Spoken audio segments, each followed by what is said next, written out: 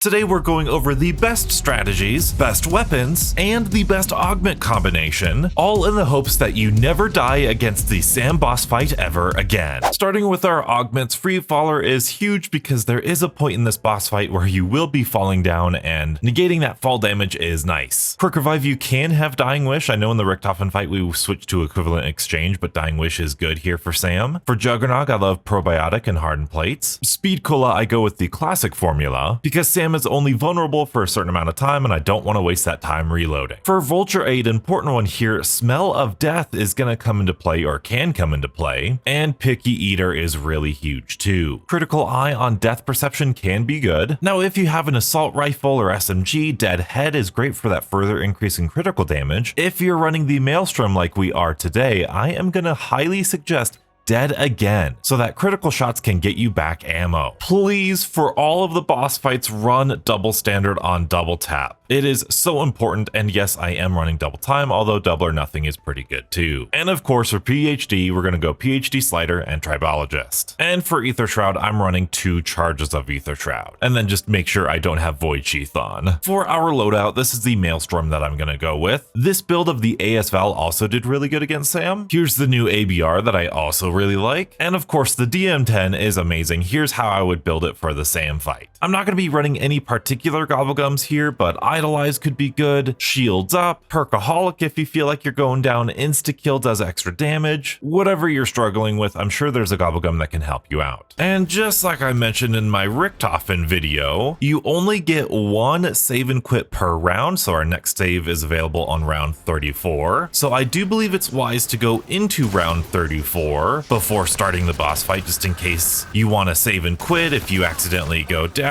and want to retry, or even if you are successful and you just want to practice. It might also be a wise decision to throw a C4 on either a full power or insta-kill or full armor, so that way you could pop that mid-boss fight. But now that it's round 34, we can initiate this portal and start the final encounter. And just like last time, we are going to make sure that we help Richtofen here, and I will see you all at the top. Now, as we start this boss fight, I know I've seen a lot of speedrunners use a death machine right at the beginning, and that does do really good damage to her. As soon as you see her, you can start dealing damage. There we go, until she's immune. And now we have a few attacks to look out for. We've got this base attack where she's just shooting purple things at you. Oh, she just did her noise. That little alarm sound is her spinning attack here. Anytime you hear that bong, that inception noise, just run to the center during this first phase and you should be safe to be right underneath her. There will be zombies, so you do want to be,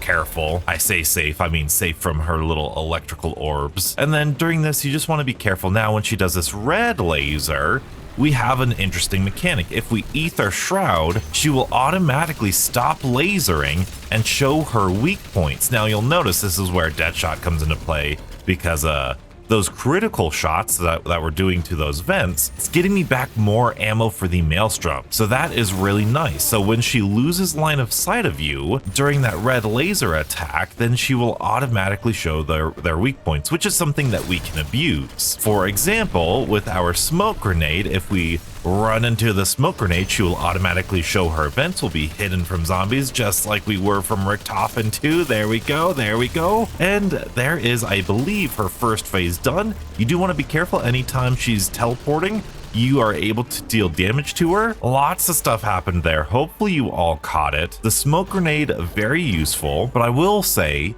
the Smell of Death through Vulture Aid also works to break her line of sight and make her automatically show her weak point. Now we've got to play a little game of Grief, which is not the easiest with the Maelstrom. I've seen a lot of speedrunners just kind of pop shots here with the critical kills and everything, which is definitely true. I wouldn't worry too much about this. I've heard you can get like weapon carousel. I've gotten the damage nerf most of the time. I think it depends on how how badly you do. And this might be a reason why you might want another gun. Most guns are going to be just fine. She is a pretty decent bullet sponge. I'm running the Maelstrom because I find that to be kind of the most convenient. I guess it's the easiest to use. This might be the worst I've done on this challenge, I think, ever. We might get a weapon carousel, but if you get a weapon carousel, don't feel too bad because you will get your weapon back at the end of it. Come on, give me that one more critical. Give me that one more critical. No. What do we got? What do we got? I bet you it's going to be, oh, it's ammo drain. So this one, you've got to be careful. If it works just like it does it in Grief, which I imagine it might, and as you can see, it does take away our ammo drain here. But strangely, her faceplate is still broken off because we've got, oh, here you go. Here's the phase 2 of these attacks. Whenever she's spinning like this, now after the second phase, she is going to be kind of going around the map. So first phase, we really wanted you to go inside, go underneath her. Now you want to do the opposite. Now you want to get away to the outer edges of the map to avoid that spinning attack and to kind of just go wherever she doesn't. Speaking of her spinning attack, I know I said to put on Tribologist, but I just wanted to test out Environmentalist this game because Environmentalist does protect you from the electricity from the Klauses, but it doesn't appear to protect you from the electricity from S.A.M, unfortunately.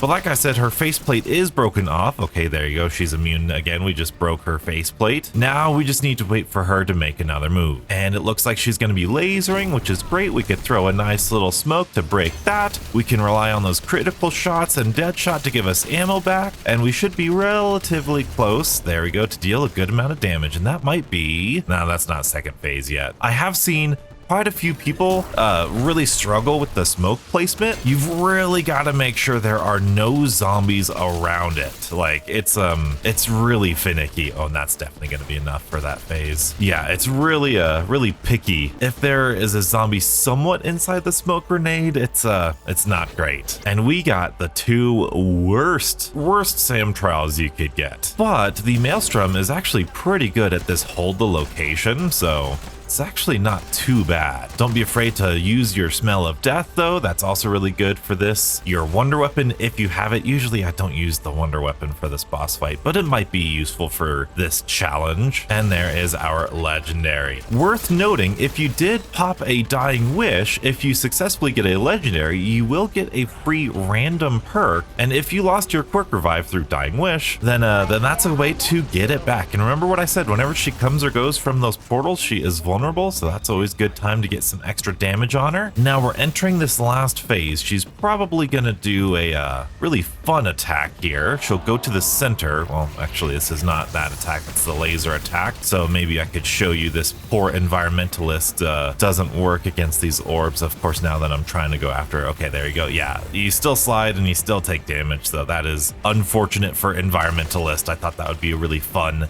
interaction. But there is another, oh, there's another beam. Let's do that. Oh, that might be really close to those. That's okay, we're good. There goes her face plate, maybe. Oh, gotta reload. Come on, donuts. Very close, we just got that one little corner left.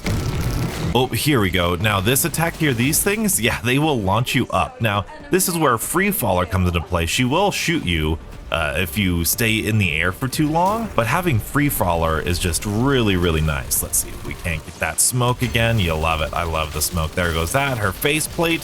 That's gonna deal some great damage. We've almost got her. Nearly there. Unfortunately, her attacks are pretty random, so if you really struggle with that electrical attack that she does, if she does that over and over again, I apologize because I don't really know a good way other than just staying away from her. You see where she's going and then sliding away from her. Unfortunately, sliding through this environmentalist is really treacherous. Maybe if you're fine not running smokes, you're good with Ether Shroud, then perhaps stim shots might be good for you. That could be really nice. But while she's spinning, she's obviously very vulnerable. It's a much easier boss fight than Richtofen. Hopefully there were some good tips and tricks in there. I know none of them were as game-changing as the ones that we came up with for Richtofen. And when I say game-changing for Richtofen, I mean game-changing for Richtofen. Seriously, if you don't know about the new strategy against Richtofen yet, prepare to have your minds absolutely blown. If you want to beat them before they nerf them, be sure to check out this video and stay beautiful.